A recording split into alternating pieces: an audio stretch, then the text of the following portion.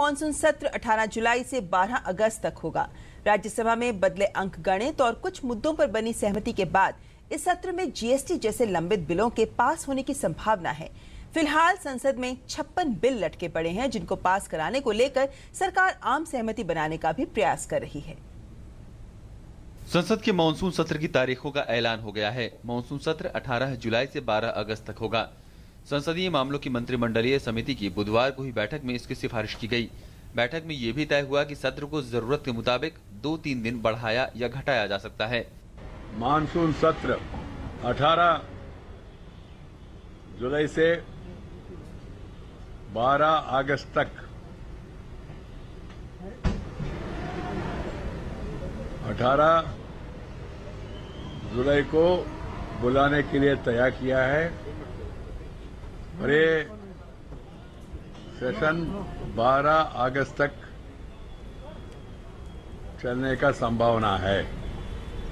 वही बहुत जरूरत आए तो इधर 2-3 दिन आगे भी कर सकते और कम भी कर सकते। मानसून सत्र में 20 कार्य दिवस होंगे।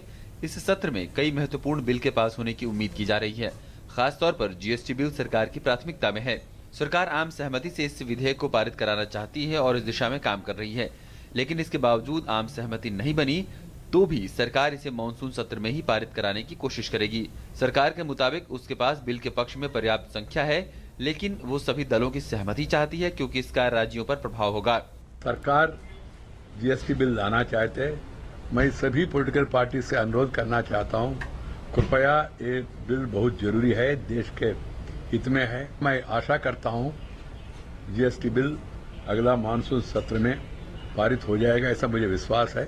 जीएसटी विधेयक पर कांग्रेस को छोड़कर अधिकांश राजनीतिक दलों और राज्य सरकारों का समर्थन केंद्र को मिल रहा है। इतना ही नहीं, राज्यसभा का अंकगणित भी सरकार का उत्साह बढ़ा रहा है। ऐसे में केंद्र को उम्मीद है कि मानसून सत्र के दौरान जीएसटी विधेयक पास कराने के लिए सबसे बेहतरीन मौका है। जीएसटी पर समर्थन के लिए वित्त मंत्री अरुण जेटली कांग्रेस सहित सभी दलों के साथ चर्चा करने के लिए तैयार हैं। हाल ही में प्रधानमंत्री ने एक निजी टीवी चैनल को दिए इंटरव्यू में भी जीएसटी को जल्द पारित कराने की उम्मीद जाहिर की थी। जीएसटी के अलावा सरकार का जोर 3 अध्यादेशों से जुड़े विधेयक पर होगा, जिसमें मेडिकल व डेंटल कॉलेजों के लिए संयुक्त प्रवेश परीक्षा और शत्रु संपत्ति कानून में संशोधन शामिल है। संसद में कुल 56 विधेयक लंबित हैं, जिसमें से 11 लोकसभा में और 45 राज्यसभा में लंबित हैं। इनमें व्हिसल ब्लोअर्स प्रोटेक्शन संशोधन विधेयक 2015, उपभोक्ता संरक्षण विधेयक 2015 और बेनामी लेन देन निषेध संशोधन विधेयक 2015 शामिल हैं। सत्र के दौरान एनएसजी में भारत की सदस्यता और प्रधानमंत्री की हाल की विदेश यात्राओं जैसे तमाम मसलों पर सरकार चर्चा के लिए तैयार है। सदन की कार्यवाही नियमित रूप से चलाने के लिए भी सरकार सभी दलों से बातचीत करेगी।